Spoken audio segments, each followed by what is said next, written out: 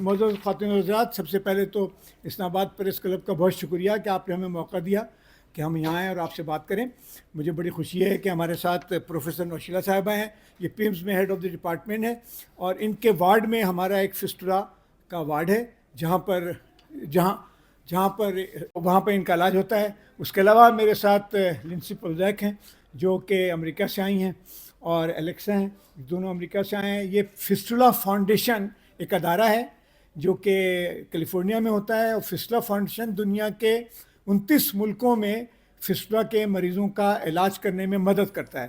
یہ بہت دن سے ہماری مدد کر رہے ہیں، لیکن ابھی آئے تھے کہ یہاں پر اپنے فسٹولا پیشنٹ سے ملاقات کریں اور دیکھیں کہ ان کے ساتھ کیا ہوا ہے. اور اس کے ساتھ ہمارے ساتھ کیا نام ہے، صوبیہ لقمان صاحب ہیں. صوبیہ لقمان شکل سے آپ کو بہت چھوٹی سی لگ رہی ہیں، لیکن یہ فسٹولا سرجن ہے. یہ آپریشن کرتی ہیں مریضوں کو، ان کو ایک طرح سے زندگی دے دیتی ہیں. ہم اس لیے حاضر ہوئے ہیں کہ آپ لوگوں کو بتائیں کہ فسٹولا جو ہے ایک ایسی بیماری ہے جو کہ کسی بھی مہذب ملک میں لڑکیوں کو نہیں ہونا چاہیے. ایسی تمام لڑکیاں جن کی شادی ہو جاتی ہے اور شادی ہونے کے بعد ان کو پراپر طریقے سے علاج ان کا نہیں ہو سکتا ہے، کیونکہ اگر وہ حمل سے چلی گئی ہیں تو ان کا اینٹی نیٹل کیئر نہیں ہوتا ہے، ان کو دیکھنے والا کہیں نہیں ہوتا ہے. تو پھر یہ جو میں نے طریقہ کار بتایا اس میں ان کے ساتھ ایسا ہوتا ہے. لوگوں کو ہوتا ہے 99% جو سلمز میں رہتے ہیں لوگ، ان کو ہوتا ہے. اور پاکستان میں اس وقت تقریباً سال کے 4 سے 5 ہزار نئے فسٹولا بنتے ہیں اور ان کی زندگی بالکل مزریبل ہو کے رہ جاتی ہے. یہ نہیں ہونا چاہیے، کسی بھی مہذب ملک میں یہ نہیں ہوتا ہے. صرف انہی ملکوں میں ہوتا ہے جہاں پر کہ ایسے حالات ہیں جیسے ہمارے حالات ہیں. غربت بڑھتی جا رہی ہے اور دولت کی ناجائز تقسیم ہے، غریب کو کوئی پوچھنے والا نہیں ہے، تو وہاں پہ یہ ہوتا ہے. اب اس کی ذمہ داری کس کی ہے؟ ہم لوگوں نے سندھ گورنمنٹ پر مقدمہ کیا کہ یہ جو فسٹولا ہوتا ہے اس کا علاج حکومت کی ذمہ داری ہے. منیب صاحب اس وقت ہائی کورٹ کے جج تھے. 2 سال تک کیس چلتا رہا. منیب صاحب نے آرڈر پاس کیا کہ جتنے فسٹولا کے مریض ہیں ان کی ذمہ داری سندھ گورنمنٹ پر ہے، کیونکہ سندھ گورنمنٹ کی نااہلی کی وجہ سے یہ فسٹولا بن رہا ہے. ہم یہ چاہتے ہیں کہ پورے پاکستان میں حکومت اس کی ذمہ داری قبول کرے. فسٹولا فاؤنڈیشن یا کوئی اور دوسری NGO کا کام نہیں ہے کہ وہ آ کر کے پاکستان میں ان غریبوں کا علاج کرے. لیکن یہ لوگ بیچارے کیونکہ انسانیت پہ یقین رکھتے ہیں اور ان کو جو سپورٹ کرتے ہیں وہ بھی یہی چاہتے ہیں، تو یہ ہمیں اس طرح سے مدد کرتے ہیں. ان مریضوں پہ اچھا خاصا پیسہ خرچ ہوتا ہے. یہی وجہ ہے کہ یہ غریب مریض جا ہی نہیں سکتے ہیں پرائیویٹ میں، اور پرائیویٹ میں تو کوئی کرتے ہی نہیں ہے، اس لیے کہ جو غریب مریض آئے گا وہ کیا پیسے دے گا. تو ایک تو یہ بات بڑی اہم ہے. دوسری بات یہ ہے، اس کے علاوہ جیسے کہ میں نے بتایا آپ کو کہ جو آئٹروجینک فسٹولا ہے، جو ایسا فسٹولا جو ڈاکٹر لوگ بنا رہے ہیں، وہ بھی ایک بہت بڑی تعداد میں بنا رہے ہیں، اور اس کو بھی نہیں بننا چاہیے. اس کی وجہ یہ ہے، یہاں پر ہمارے دوست کریم صاحب بیٹھے ہوئے ہیں، سابق پاکستان میڈیکل کونسل کے رجسٹرار رہ چکے ہیں. ان کو اس بات کا پتہ ہے کہ ہماری میڈیکل کی تعلیم اور ٹریننگ میں جو برا حال ہے اس کی وجہ سے ہم بڑے انکمپیٹنٹ ڈاکٹر بنا رہے ہیں. ایسے ڈاکٹر بنا رہے ہیں جن کو کام نہیں آتا ہے، اور پھر وہ سارے کام کا بیڑا غرق کرتے ہیں. اور یہ عورتیں جن کا آپریشن ہوتا ہے پھر وہ سفر کرتی ہیں. تو بنیادی بات تو مجھے یہ کہنی تھی. میرے ساتھ جو پاکستان میں فسٹولا کے کوآرڈینیٹر سجاد صاحب بھی بیٹھے ہیں. سجاد صاحب کچھ ڈاٹا اگر آپ دینا چاہیں تو ذرا دے دیں تاکہ یہ اعداد و شمار ان کو مل جائیں. اس کے بعد آپ لوگ لنسی سے، الیکسس سے، ڈاکٹر صاحبہ سے کوئی سوال کرنا چاہیں تو ہم اس کا جواب دینے کو تیار ہیں. لیکن ہماری درخواست یہ ہے کہ آپ کے ذریعے سے ہم عوام کو یہ بات پہنچانا چاہتے ہیں. نمبر 1، فسٹولا کی بیماری قابل علاج ہے. جس ہسپتال میں پاکستان میں 9 سینٹر ان لوگوں کی مدد سے کام کر رہے ہیں، وہاں پر اس بیماری کا بالکل مفت علاج ہوتا ہے. جتنے مریض آتے ہیں ان کو آنے جانے کا کرایہ دیا جاتا ہے. جتنے مریض وہاں رہتے ہیں ان کو کھانا پینا دیا جاتا ہے. ان سے ایک پیسہ نہیں لیا جاتا ہے. یہ اس لیے ہم کرتے ہیں تاکہ مریض آئیں، کیونکہ مریض بیچارے چھپتے رہتے ہیں. تو ہم چاہتے ہیں کہ پریس کے ذریعے سے لوگوں کو یہ بات پتہ لگے. اسی طرح سے ہم یہ چاہتے ہیں کہ آئٹروجینک فسٹولا نہ بنے. ہم آپ کے ذریعے سے یہ پیغام سرکار کو اور جتنے بھی یونیورسٹیز کے وائس چانسلرز ہیں، ڈین ہیں، ان کو بتانا چاہتے ہیں کہ آپ کی تعلیم و تربیت بڑی خراب ہے، اس کو صحیح کریں. پاکستان جیسے ملک میں جس کے پاس ایٹم بم بھی ہے اور پتہ نہیں کیا کیا ہے، وہاں پر اس طرح سے ہونا بالکل ناجائز ہے، قابل شرم ہے.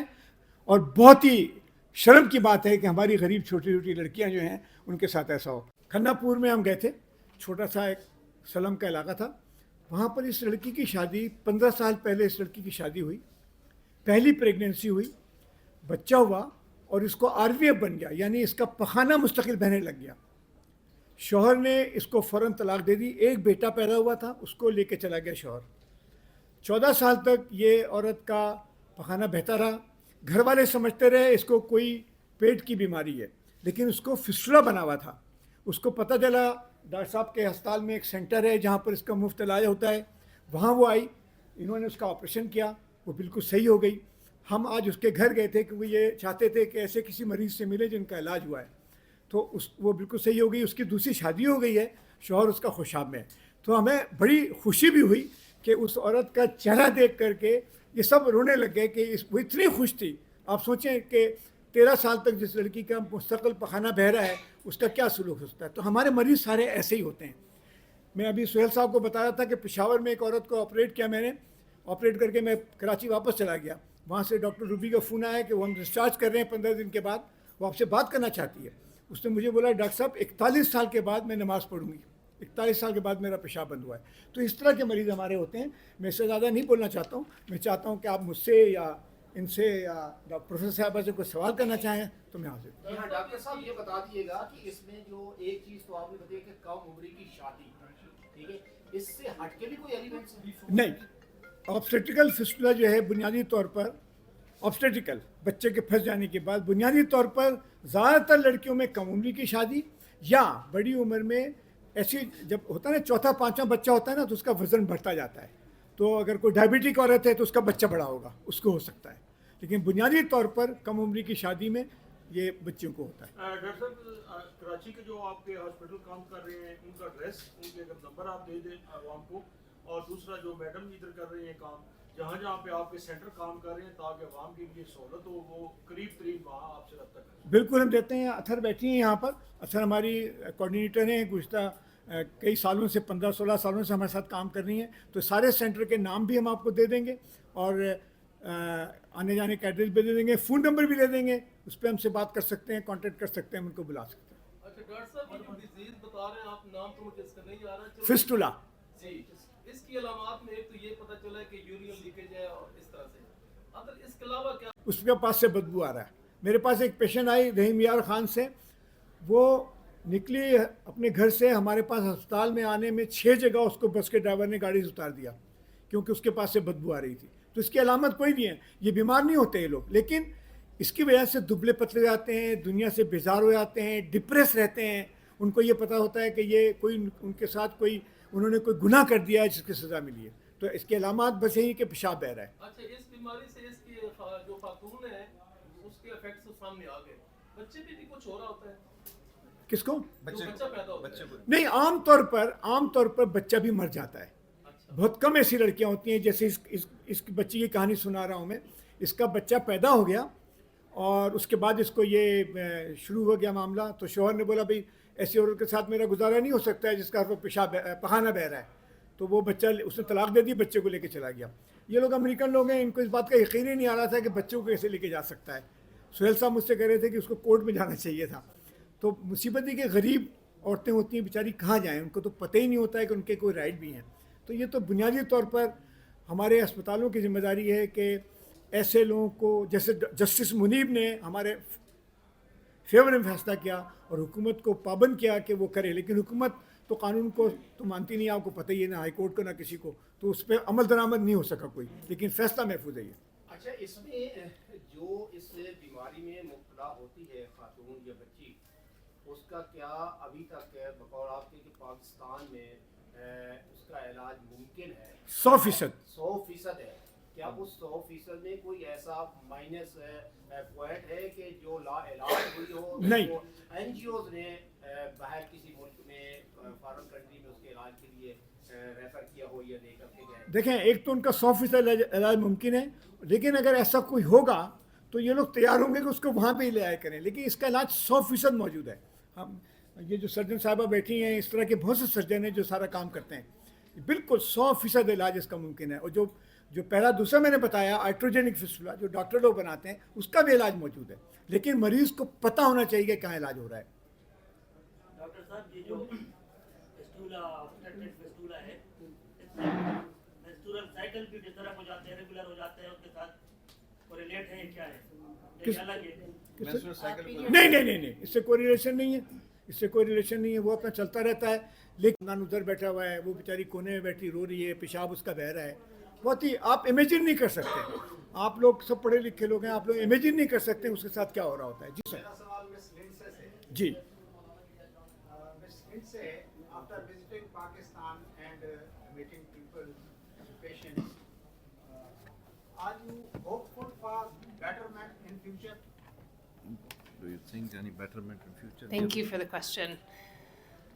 Yes, I think the short answer is yes, because we are working together with the Pakistan National Forum on Women's Health and their partners. We know PIMS Islamabad. We've also had the opportunity to go to ISRA University Hospital and, of course, Kohinoor Hospital in Karachi. And we've been very impressed by the quality of services provided at these institutions. And we know that there are many surgeons and health providers working tirelessly to ensure that all women in Pakistan who are suffering from obstetric fistula get the quality care that they need. So that makes us hopeful. Thank you. Thank you, sir. और किसी को Main causes internal infection. I saw many cases over there in America, Venezuela. को हम 38 हफ्ते से 36 हफ्ते से ज़्यादा नहीं जाने देंगे, उससे पहले हम आपको डिलीवर करा लेंगे, क्योंकि ये एक्सपर्ट लोग हैं। तो ऐसी एक्सपर्टीज़ पाकिस्तान में हर जगह होनी चाहिए। हम चाहते हैं कि 2 लाख से ज़्यादा मिडवाइफ की आर्मी हो और वो पाकिस्तान के 85,000 देहातों में कम से कम 2-2, 3-3 मिडवाइफ मौजूद हों। ज़्यादातर मिडवाइफ पेशेंट को देखें। हम नहीं चाहते हैं कि लोगों का सिजेरियन सेक्शन हो। पाकिस्तान में इस वक्त बहुत सिजेरियन सेक्शन हो रहा है, 60%, 40%। हम नहीं चाहते हैं कि वो हो। तो अगर मिडवाइफ की फ़ौज होगी तो सब कुछ हो सकता है। आखिर में मैं चाहूँगा कि जी जी अच्छा सर, ये जैसे कि रूरल एरियाज हैं, स्लम, फ्यूचर में आपके पास क्या प्लान है? बहुत अच्छा आपने सवाल किया है। हमने बहुत सारे रेडियो प्रोग्राम किए हैं, हमारे बेशुमार पम्फलेट हैं जो हमने मस्जिदों में मौलवियों हजरात को, इमाम हजरात को जाके दिया है, उनको समझाया है, उनसे कहा है कि आप मस्जिदों में ऐलान करें, बताएं कि इस मर्ज़ का इलाज मौजूद है। हमारे बहुत से वर्कर्स हैं जो इस इलाके में अवेयरनेस फैलाते हैं और आप जैसे लोगों से हमारा बहुत वास्ता है। हर जगह हम जाते हैं, प्रेस कॉन्फ्रेंस करते हैं और हम समझते हैं कि अगर आप लोग कन्विंस हो जाएं तो आप अखबारों में बड़ी बड़ी ख़बरें हमारी छापेंगे, ना कि उन सियासी लोगों की छापेंगे जिनको पढ़ना टाइम का ज़ाया ही करना है। क्योंकि जो लड़कियां इस मरीज़ से सफ़र कर रही हैं, उनकी तकलीफ़ का आप अंदाज़ा कर ही नहीं सकते हैं। और हम सब ये कहते हैं, जो डॉक्टर इसमें काम करते हैं, हम ये कहते हैं कि इन मरीज़ों का वही डॉक्टर इलाज कर सकता है जिसका दिल भी इंसानियत की तरफ है। क्योंकि ये मरीज़ पैसा नहीं देते हैं, हम लोगों को कोई तनख्वाह नहीं मिलती है, उसकी एक पैसा भी तनख्वाह नहीं मिलती है। तो अपने जज्बे से हम करते हैं और हमारा खून उसी वक्त बढ़ता है जब हम मरीज़ को देखते हैं कि वो डिप्रेस यूँ करके आई थी और अब सर उठा के चलती है कि उसके साथ कोई मसला नहीं।